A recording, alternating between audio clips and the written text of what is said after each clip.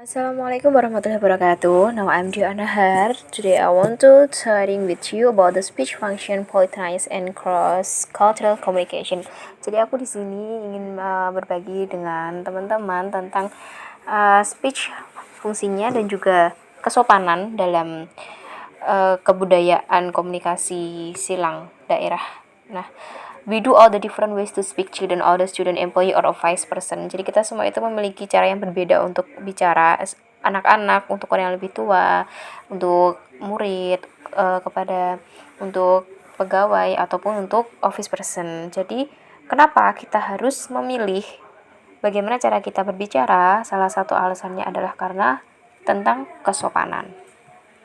Nah, untuk yang pertama adalah the function of speech. There are some function of speech below. Yang pertama dari fungsi speech adalah ekspresif, yaitu tentang bagaimana how to express speaker's feeling. Jadi bagaimana mengekspresikan perasaan dari pembicara. Misal, today I'm happy, today I'm sad, today I'm so great, seperti itu. Jadi ekspresifnya seperti apa. Yang kedua directive, berarti attempt to get someone to do something. Jadi ini bagaimana kita untuk mengajak seseorang dalam melakukan sesuatu. Semisal untuk close the door atau sit down please, hang up your shoes, seperti itu. Then the function of speech is referential. It's about the speech provide information. Jadi pidato itu harus selalu menyediakan informasi, harus menyertakan informasi. Seperti contohnya adalah at the third stroke it will be 3 o'clock precisely.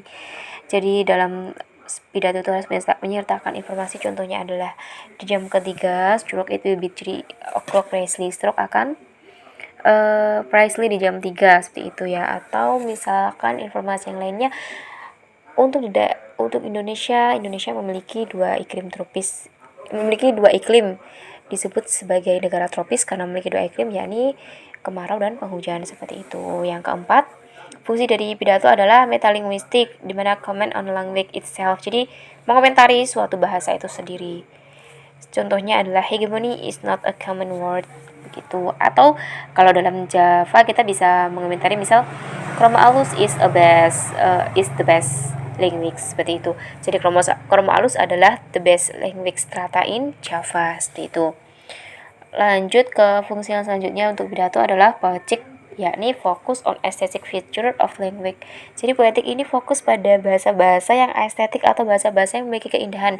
Biasanya bahasa yang seperti ini itu masuk ke dalam poem ataupun selain puisi juga bisa ke musik, juga bisa memberikan kata-kata kiasan, memberikan kata-kata yang indah, enak didengar, enak dibaca, dan juga memiliki makna yang tersirat, seperti itu. Dan yang terakhir adalah pathetic. Kalau pathetic itu untuk mengekspresikan solidarity dan empati. Jadi di pidato kita tidak hanya menyampaikan informasi ataupun mengekspresikan apa yang kita inginkan, tapi kita juga menunjukkan kepedulian dan juga keprihatinan kepada yang lainnya. Jadi misalkan bertanya, hey, who are you? Atau mengajak kepada kebaikan. So we must donate about something like bla bla bla, or kita mengajak kepada menyeru kepada untuk mari kita melakukan gotong royong atau seperti itu termasuk ke dalam pathetic dari fungsi speech, yakni solidarity dan empati. Nah, tentunya masih ada beberapa yang lainnya dari fungsi pidato sendiri yang mungkin bisa readers temukan. Nah, yang salah satu fungsi dari speech yang sering dilakukan adalah directive, yakni dalam bahasa langsung biasanya kita lebih sering melakukannya, yakni meminta atau menginstruksikan atau meminta tolong kepada seseorang untuk melakukan sesuatu. Biasanya lebih sering dilakukan di sekolah, guru kepada muridnya, seperti sit down, itu adalah kata perintah ya, duduklah. Could you sit down? Jadi itu interrogative with modal verb. I'd like to sit down, deklaratif. Jadi kalau directive itu dilakukan secara langsung dalam pidato. Dan aksinya dilakukan juga di saat itu juga, saat mendengar dari apa yang sudah di speak up kan, begitu. Yang selanjutnya adalah mengenai alasan dari kenapa kita harus memilih cara kita dalam berbicara, yakni mengenai politeness and address forms, jadi mengenai kesopanan dan bentuk-bentuk dari norma itu sendiri. Be a polite person will impact how our relation with another person in the next day. It's also expressed about a situation. Jadi menjadi seseorang yang sopan itu akan membawa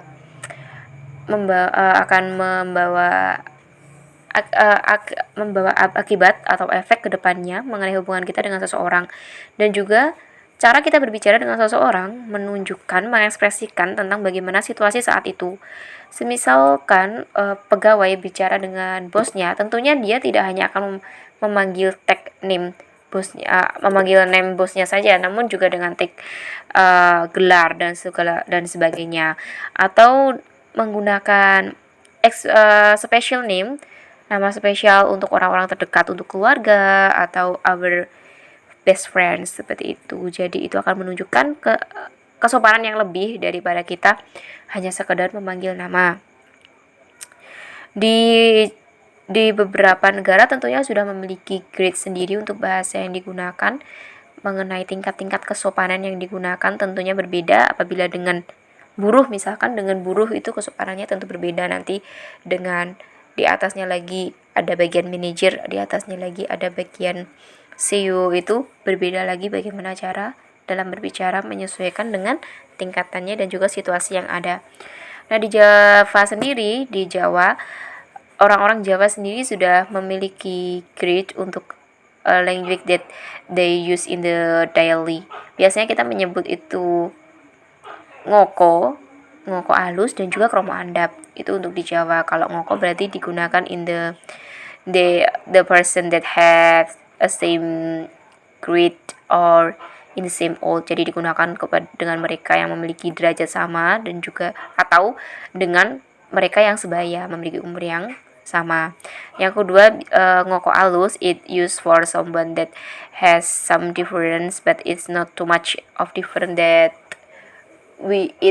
it's mixed from the ngoko and kromo andap. Jadi ini digunakan untuk mereka yang memiliki perbedaan, mungkin mereka teman sebaya tapi mungkin memiliki perbedaan di bidang ilmu, salah satunya lebih tinggi, atau mungkin memiliki derajat yang lebih tinggi sebagai anak kiai atau sebagainya. Nah, itu akan bisa menggunakan dengan bahasa ngoko alus, yakni campuran dari ngoko dan juga kromo andap. Nah, yang terakhir itu kromo andap. Nah, kromo andap ini digunakan untuk berbicara kepada mereka yang lebih tua atau memiliki derajat yang lebih tinggi.